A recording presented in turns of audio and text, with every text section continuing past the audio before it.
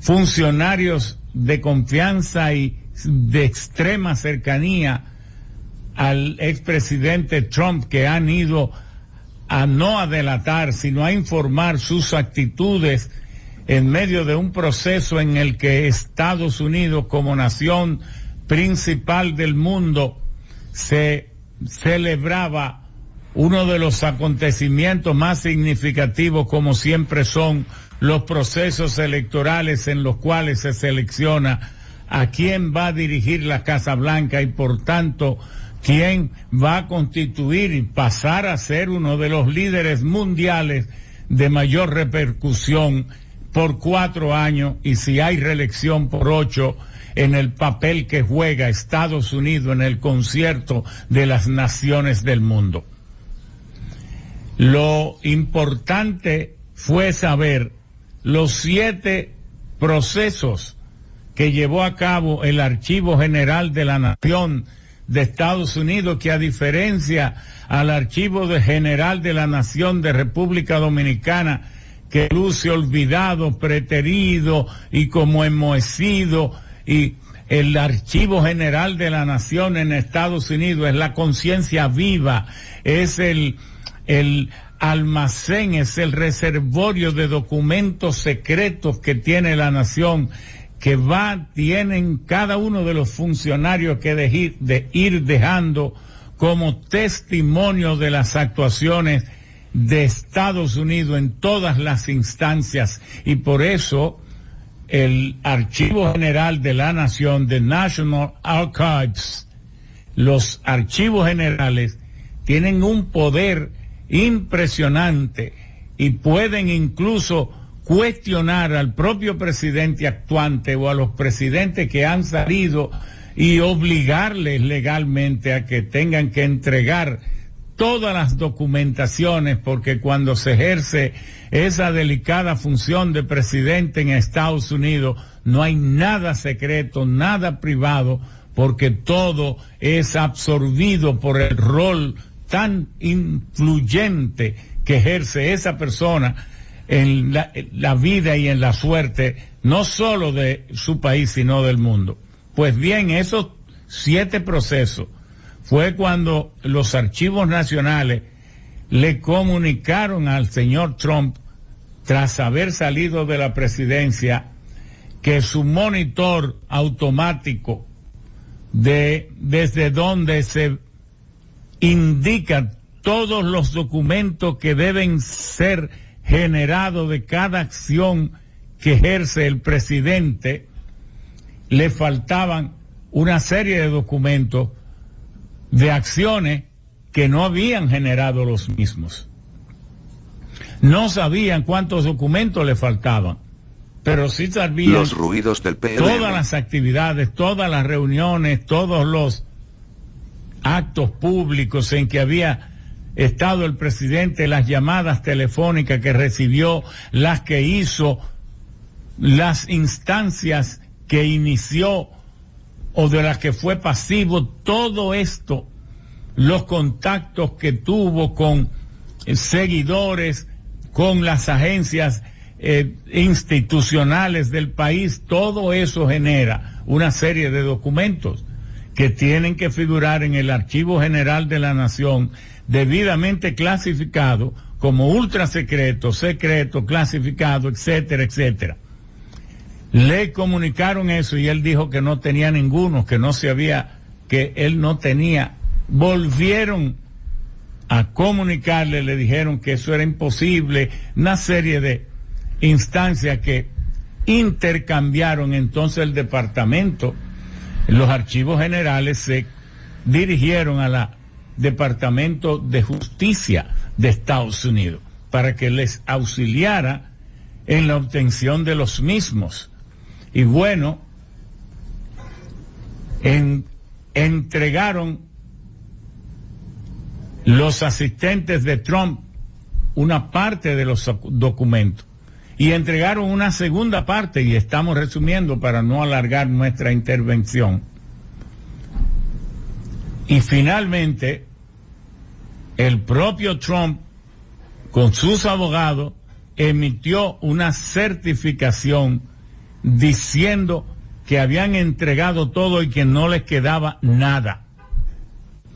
Pero por la naturaleza y la formación y la educación de la ciudadanía estadounidense, pero además por el temor a estar participando o a caer envuelto en una red en torno al propio Trump, que en algún momento se le pudiera ver como cómplice de la ocultación de documentos u obstrucción de la justicia, empleados del propio Trump, de la propia casa Mar-a-Lago, del propio complejo turístico, creo que de 38 habitaciones de Mar-a-Lago, le comunicaron al Departamento de Justicia y al Departamento de los Archivos Nacionales que ellos habían manejado por orden de Trump una serie de archivos, algunos de mucho cuidado, y que estaban en un cuarto, en un sótano, y en las propias oficinas y en el propio escritorio de Trump. Y es ahí que se emite la orden de allanamiento de documentos. Y es por eso que encuentran varios cientos de documentos, entre los cuales hay uno que contiene la lista de los espías mundiales que tiene Estados Unidos, cuyas vidas ahora mismo deben estar en peligro. Pero había documentos, se dice también, que conciernen a los armamentos nucleares que tienen otras naciones, y se sigue indagando y estudiando. Ya todos esos documentos, toda esa información la tienen 17 agencias de inteligencia de Estados Unidos. Y ya se prepara el Departamento de Justicia sopesando si podrán o no llevar a la justicia al propio Trump. Ya la comisión de investigación está incluso estudiando las posibilidades de hacer comparecer al expresidente Mike Pence y al expresidente Trump. El tema es que Trump perdió las elecciones cuando fue presidente de medio término, y allí es que los demócratas pasaron a controlar la Cámara de Representantes. Pero entonces, en las elecciones en que perdió la presidencia, perdió el Senado, y perdió la presidencia por cerca de 7 millones de votos, pero ha vivido emponzoñando, desinformando en un fenómeno de posverdad. ¿Por qué Estados Unidos, siendo la nación modelo de la democracia del mundo hasta hace algunos años, hoy aparece como atrapada por unas personas que cuando le dieron seguimiento en sus 4 años de gobierno le detectaron agencias especializadas más de 32,000 mentiras? ¿Por qué se está dando este fenómeno? Algunos sociólogos y psicólogos de la psicología de masas y psicología colectiva postulan que esto es parte del proceso de la posverdad, una parte significativa de la sociedad de consumo, de este capitalismo aparentemente triunfante, una parte importante de la ciudadanía de Estados Unidos, no de los negros y de los latinos y de las minorías que no están en las mejores condiciones, sino de la propia población blanca, que constituye un 66 o 67% del total de la población, los titulares del gran progreso de Estados Unidos, que tiene un ingreso per cápita de $66,000 por año. Una parte importante de esa ciudadanía cree que no ha progresado lo suficiente en los últimos 30 años. Tiene la sensación de que merecería más prosperidad. Los números dicen que ha progresado, que Estados Unidos, que la sociedad de Estados Unidos ha progresado extraordinariamente y por eso tiene esos ingresos, ese bienestar, esa expectativa de vida y ese poderío. Pero la clase media y muchos trabajadores entienden que merecen más prosperidad de la que tienen y se han vuelto en contra del establishment, del orden establecido, tienen resentimiento y andan buscando líderes que le encabecen su lucha, su percepción de tener más cosas, sus aspiraciones de vivir mejor. Y entonces esos líderes, no importa que vengan y den juicios y números que no correspondan a la verdad, esa fracción de la sociedad americana le cree, le sigue y no investiga si los números que usan son ciertos o falsos, porque lo que andan buscando es un liderazgo que confirme su desencanto, que les autorice a desahogarse y a buscar un nuevo bienestar muy por encima del que tienen, aunque no lo encuentren. Y a ese fenómeno se le llama el fenómeno de la posverdad, que está convirtiendo en líderes. Antes los líderes eran la gente que estaban unidos indisolublemente a los principios éticos, a los principios morales, a creencias fundamentales, y se lamentaba si un día se le sorprendía en una mentira. Pero ahora es todo lo contrario. Hay gente que ha hecho liderazgo en base a la mentira y se comprueban las mentiras y siguen mintiendo y siguen diciendo lo que quieren decir, aunque no sea cierto, porque Trump llevó 69 casos a los tribunales, incluso a la Corte Suprema, y los perdió todos. Solo ganó 2 que fueron insignificantes. Todos los perdió.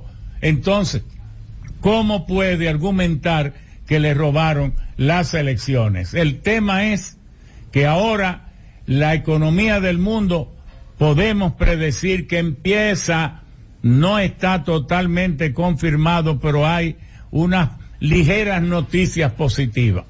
¿Qué está ocurriendo en el mundo? Que Rusia está encontrando a quien venderle su gas y el petróleo, incluso el carbón, aunque con un poco de descuento. Pero ¿qué pasa? Que el carbón Rusia lo vendía a 50 y a $60 la tonelada y ahora lo está vendiendo a 300 y más dólares. ¿Qué hace que le descuente un 15 o un 20? Como quiera lo está vendiendo a precios exorbitantes. ¿Y quién se lo está comprando? Se lo está comprando China, se lo está comprando la India, y están desplazando el carbón de Australia. Pero también el propio gas. Ahora mismo, hace 2 días, Xi Jinping y Putin firmaron un acuerdo para que China no use los petrodólares para comprar el gas y el petróleo, sino los rublos, lo que entonces encamina por el volumen, son 12 y 13 millones de toneladas de petróleo que comprará China a Rusia. Entonces, al encontrar este destino, no es petróleo que se ha quedado guardado en almacén en los pozos petroleros, sino que ya fluye, y el equilibrio, aunque sea a precios ajustados entre oferta y demanda, vuelve a restablecerse, y eso va a provocar una baja en los precios, y lo está provocando ya, tanto del petróleo como del gas natural, como del carbón. Pero además otro factor es que el consumo doméstico se ha ido resintiendo por la carestía y la inflación, y ha disminuido que pueda terminar siendo enjuiciado. Pero aunque esto ocurriera y los demócratas perdieran el control del Congreso, el hecho de que en Estados Unidos siempre haya sido cierto que el que la hace la paga, y el hecho de que ya las 17 agencias de inteligencia estén empoderadas de los documentos del asalto al Capitolio y las tratativas de intentos de golpe de Estado que hizo Trump para seguir en el poder, pues evidentemente que ponen la situación distinta. Y el mundo debe seguir trabajando en la transición energética. El carbón está volviendo a ser usado ante esta crisis y esto nos retrotrae otra vez y nos va a seguir derrotando el cambio climático. El mundo tiene que ponerse de pie. La Organización Mundial de la Salud tiene que ser más fuerte para que podamos luchar contra las enfermedades, contra la pandemia. La Organización Mundial del Comercio también tiene que ser más sólida para que pueda arbitrar las confrontaciones naturales de un comercio dinámico. La UNESCO, la cultura, y Trump amenazó, retiró a Estados Unidos del cambio climático, retiró a Estados Unidos de la Organización Mundial del Comercio y estaba también amenazando de retirar a Estados Unidos de la Organización Mundial del Comercio. Antes dije de la Organización Mundial de la Salud. Y amenazó con retirar a Estados Unidos de la Organización Mundial del Comercio y tenía la OTAN en vilo exigiéndole, se convirtió en cobrador, exigiéndole a las naciones europeas que destinaran el 2% de su PIB al gasto militar. Y por eso es que Putin aprovechó al sentir a la OTAN débil y ha hecho esta invasión a Ucrania. Tenemos que mantener el optimismo en alto, no todo va por mal camino. Esto de que la inflación a nivel global esté mostrando signos de mejoramiento y de recuperación la economía, nos hace pensar que puede haber un cambio en el destino del mundo, que se siente muy amenazado. De manera que la democracia de Estados Unidos ojalá se recupere y pueda seguir siendo confiable y pueda seguir haciendo sus contribuciones a la paz mundial. Muchas gracias, queridos amigos de los sabios en la Z, del gobierno de la mañana, en este recuento de lo que ocurrió en los sabios en la Z, en este importantísimo encuentro de intelectuales, de políticos, porque el señor Leo Pérez Minaya fue el fundador del Partido Demócrata en América Latina y fue el que dirigió la campaña de Biden aquí en República Dominicana y en el Caribe en su triunfo en el 2020. Muchas gracias a Rolando Robles desde Estados Unidos del programa Pensamiento Propio por su participación. Muchas gracias, Juan de Dios, y muchas gracias también a otros amigos, al Juan González, un gran intelectual, profesor de la universidad, que participaron en este importantísimo programa de los sabios en la Z el domingo pasado, cuyo recuento hemos hecho hoy. Muchas gracias, queridos amigos.